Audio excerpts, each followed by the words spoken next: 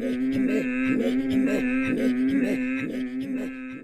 the last 2 days, we had an amazing group of people come together who are all passionate about the work they do to make the lives of children and youth better. They came from around the Iqaluit, they came from other communities, they also came from different roles in terms of within government or community organizations, but they're all people who are directly working with and affecting the lives of young people.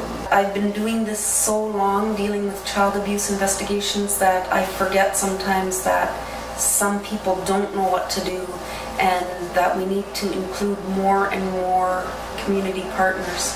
So my name is Delma Autut. I work for Big Brothers Big Sisters on a project called Coming Together for Children and Youth in Iqaluit. And this project was started through 5 national organizations. They started because individuals and organizations in Iqaluit were interested in the national partners programs, but they couldn't come here on their own, so they partnered together and came up with this project, and that's where my position as a community coordinator came in. I think this event is an excellent opportunity to network and to one thing about Nunavut, I believe that when we have, we often have a lot of passionate people who come here that want to help and be a part of the solution.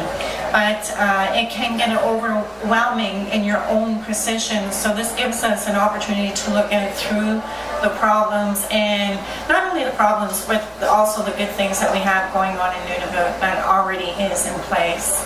Our program is mostly more geared toward engaging service providers.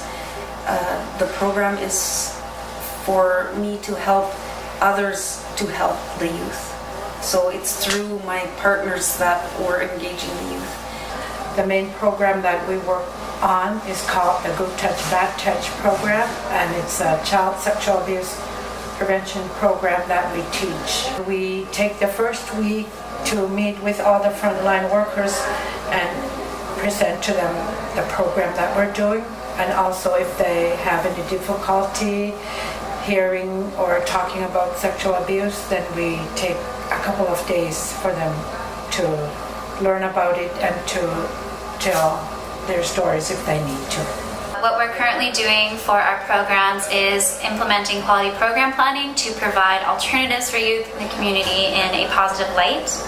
A way that I engage with youth is encouraging them to become assets of the community, so giving them developmental assets and teaching them the skills to be members of society.